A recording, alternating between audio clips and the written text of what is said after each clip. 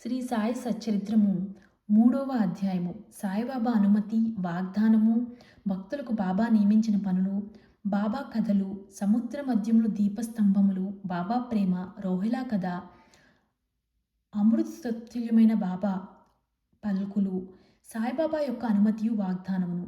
వెనకటి అధ్యాయంలో వర్ణించిన ప్రకారము శ్రీ సాయి సచ్చరిత్ర వ్రాయుటకు బాబా పూర్తి అనుమతి వసంగినట్లు ఇట్లు నిడివిరి. సచ్చరిత్ర వ్రాయ విషయంలో నా పూర్తి సమ్మతము కలదు. నీ పనిని నీవు నిర్వర్తించుము, భయపడకము, మనస్సు నిలకడగా ఉంచుము, నా మాటల యందు విశ్వాసం ఉంచుము. నా లీలలు వ్రాసినచో నా విద్య అంతరించిపోవును. శ్రద్ధాభక్తులతో వానిని వినిన వారికి ప్రపంచమందు వ్యామోహము క్షీణించును. బలమైన ప్రేమ భక్తి కెరటములు లేచును.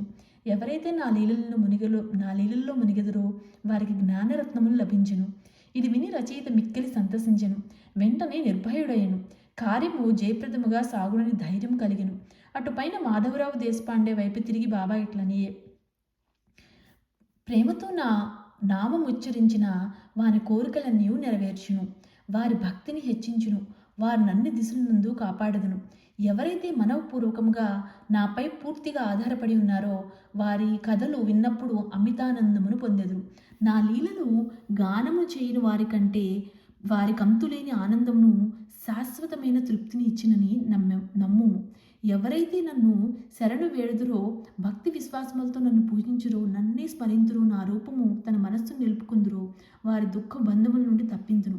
ప్రాపంచిక విషయములన్నిటిని మరిచి నా నామమే జపించుచు, నా పూజనే సల్చుచు, నా లీలలను చరిత్రమును మననము చేయుచు ఎల్లప్పుడూ నన్ను జ్ఞప్తించుకుని వారు ప్రపంచ విషయములందు ఎట్లా తగులుకొందురు, వారి మరణం నుండి బయటకు లాగెదను.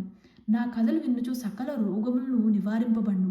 కావున భక్తి శ్రద్ధలతో నా కథలను వినుము, వాని మననము నిలుపుము. ఆనందమునకు తృప్తికి ఇదియే మార్గము. నా భక్తుల యొక్క గర్వాహంకారములు నిష్క్రమించును. నా లీలలు వినువారికి శాంతి కలుగును. మనఃపూర్వకమైన నమ్మకము కలవారికి శుద్ధ చైతన్యంతో తాదాత్మ్యము కలుగును. సాయి సాయి అన్న నామము జ్ఞప్తించుకున్నంత మాత్రాన చెడు పలుకుల వలన వినటం వలన కలుగు పాపములు తొలగిపోవును. భక్తులు వేరువేరు పనులు నియమించుట. భగవంతుడు వేరువేరు భక్తులను వేరువేరు పనులకు నియమించును. కొందరు దేవాలయంలో, మఠములు, తీర్థముల్లో, నది ఒడ్డున మెట్లు మొదలుగా నిర్మించుటకు నిమిత్తులగుదురు. భగవంతుని నీళ్లను పాడుటకు కొందరు నియుక్తులగుదురు. కొందరు తీర్థయాత్రలకు పోవుదురు. సచేత రచన నాకు నియమింపబడినది. విషయ జ్ఞానము శూన్యమగుటిచే ఈ పని నా అర్హతకు మించినది అయినచో ఇంత కఠినమైన పని నేను ఎందుకు ఆమోదించదును? సాయిబాబా జీవచేతును వర్ణించగల వారెవ్వరు?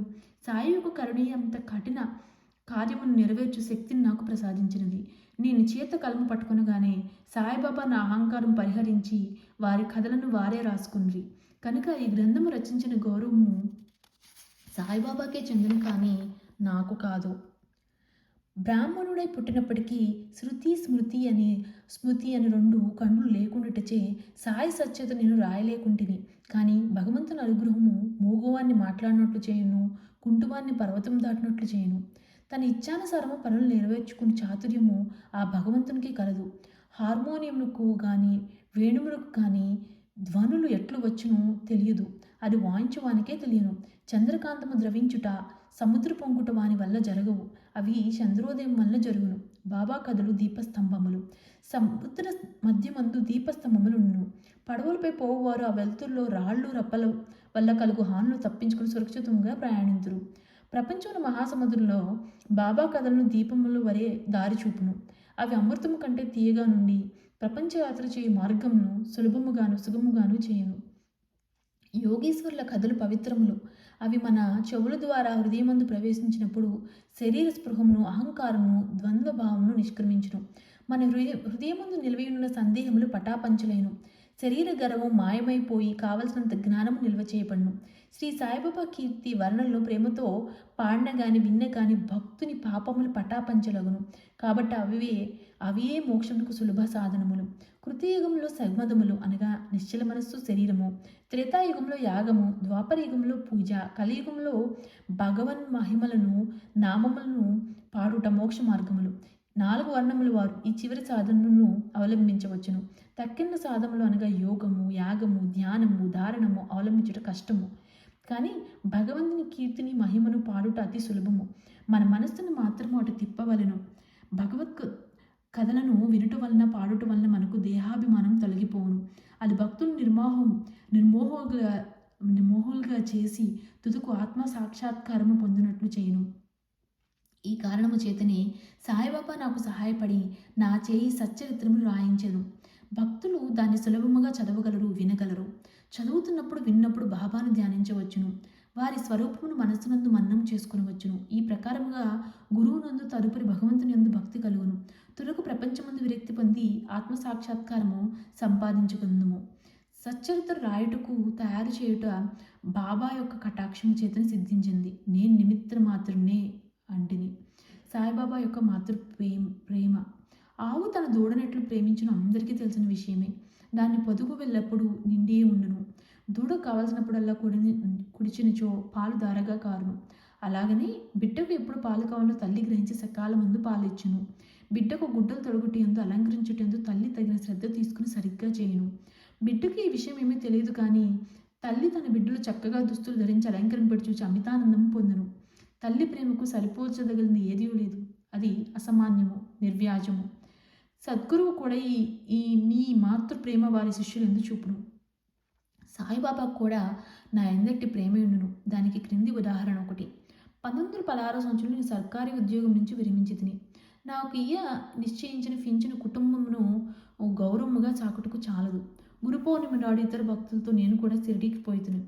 అన్నా చించీకర్ నా గురించి బాబాతో ఇట్లన్నా, దయచేసి ఈ అన్నా సాహెబ్ యందు దాక్షిణ్యం చూపుము. వానికి వచ్చి ఫించను సరిపోదు. వాని కుటుంబం పెరుగుచున్నది. వానికి ఇంకేదైనా ఉద్యోగం ఇప్పించుము. వాని ఆతృతను చూసి నిశ్చింతను కలుగు చేయము. అందులోకి బాబా ఇట్లు జవాబిచ్చును, వారికి ఇంకొక ఉద్యోగము దొరుకును. కానీ వాడిప్పుడు నా సేవతో తృప్తి పడవలను. వాని భోజన పాత్రలు ఎప్పుడు పూర్ణముగానే ఉండును. అవి అన్నిటికీ నిండుకొనలేవు. వాని దృష్టి ఎంతెందు నా వైపు తిప్పవలను. నాస్తికుల దుర్మార్గుల సావాసం విడువలను. అందరి ఎడల అణుకువ నమ్రతలు ఉండవలను. నన్ను హృదయపూర్వకంగా పూజించవలను. వారిట్లు చేసినచో శాశ్వత ఆనందము పొందును. నన్ను ఈ పూజించు దానిలోని నన్ను అనగా ఎవరు అనే ప్రశ్నకు సమాధానము ఈ గ్రంథము యొక్క ఉపోద్ఘాతములో సాయిబాబా ఎవరు అని శీర్షిక కింద చెప్పిన దానిలో విశదీకరింపబడి ఉన్నది. చూడు. రోహిలా కథ వినుచు బాబా ప్రేమ ఎట్టుతో బోధపడును. పొడగాటి వాడను, పొడుగైన చొక్కా తొడిగిన వాడను, బలవంతుడగు రోహిలా ఒకడు బాబా కీర్తి విని ఆకర్షితుడై షిరిడిలో స్థిర నివాసం ఏర్పరచుకున్నాను. రాత్రింపగలు ఖురాన్లోని కల్మాను చదువుచు అల్లాహు అక్బర్ అని ఆబోతు రంకు వేసినట్లుగా బిగ్గరగా అరుచుచుండును. అందువల్ల పగలంతయు పొలంలో కష్టపడి పనిచేసి ఇంటికి వచ్చిన షిరిడీ ప్రజలకు రాత్రి నిద్రాభంగము అసౌకర్యము కలుగుచుండును. కొన్నాళ్ల వరకు వారు ఓర్చుకుంది. తదుకు ఆ బాధ ఓర్వలేక బాబా వద్దకేకి రోహిలా అరుపులు ఆపమని బ్రతమాలి. బాబా వారి ఫిర్యాదు వినకపోవటచ్చే కాక వారిపై కోపించి వారి పనులు వారు చూసుకుని వాళ్ళని రోహిలా చోటుకు పోవద్దని మందలించిరి. రోహిలాకు ఒక దౌర్భాగ్యపు భార్య కలదనియు, ఆమె గయ్యాలి అనియు, ఆమె వచ్చి రోహిలాను తన బాధ పెట్టుచుండనియు, రోహిలా ప్రార్థనలు విని ఆమె ఏమీ చేయలేక ఊరుకుండునియు అని చెప్పాను. నిజంగా రోహిలాకు భార్యయే లేదు. భార్య అనగా దుర్బుద్ధి అని బాబా భావనము. బాబాకు అన్నిటికంటే దైవ ప్రార్థనలు ఎందు మక్కువ. అందుచే ద్రోహిలా తరపున వారించి ఊర్లని వారిని ఓపికతో నోర్చుకుని ఆ అసౌకర్యం సహింపవలననియు ఆ త్వరలో తగ్గననియు బాబా బుద్ధి చెప్పెను. బాబా యొక్క అమృతము తుల్యముగ పలుకులు. ఒకనాడు మధ్యాహ్న హారతి అయిన పిమ్మట భక్తులందరూ తమ తమ బసలకు పోవుచుంటిరి. అప్పుడు వారికి బాబా ఈ క్రింది చక్కని ఉపదేశం ఇచ్చిరి. మీరెక్కడ ఉన్నను, ఏమి చేయుచున్నను నాకు తెలియనని బాగా జ్ఞప్తించుకును. నేను అందరి హృదయములు పాలించువాడును, అందరి హృదయముల్లో నివసించేవాడును. నేను ప్రపంచమందుగల చరాచర జీవకోటిని ఆవరించి ఉన్నాను. ఈ జగత్తును నడిపించేవాడును, సూత్రధారిని నేనే జగన్మాతను. త్రిగుణముల సామరస్యమును నేనే. ఇంద్రియ చాలకుడిని నేనే. సృష్టి స్థుతి లయకారకుడిని నేనే. ఎవరైతే తన దృష్టిని నా వైపు తిప్పెదరో వారికి ఏ హాని కానీ బాధ కానీ కలగదు. నన్ను మరిచిన వారిని మాయ శిక్షించను. పురుగులు చీమలు తదితర దృశ్యమాన చరచరా జీవకోటి అంతయు నా శరీరమే, నా రూపమే. ఈ చక్కని అమూల్యమైన మాటలు విని నేను వెంటనే నా మనసులో ఏ నౌకరీ కొరకు ప్రయత్నించగా గురుసేవలో నిమగ్నమొగటుకు నిశ్చయించుకుంటుని. కానీ అన్నా సంచీకర ప్రశ్నకు బాబా చెప్పిన సమాధానం నా మనస్సు అందు ఉండెను. అది జరుగునా లేదా అని సందేహం కలుగుచుండును. భవిష్యత్తులో బాబా పలికిన పలుకులు సత్యమైనవి. నాకు ఒక సర్కారు ఉద్యోగం దొరికెను, అది కొద్ది కాలం వరకే. అటు పిమ్మట వేరే పని ఏదీ చేయక శ్రీ సాయి సేవకు నా జీవితమంతయు అర్పించితిని.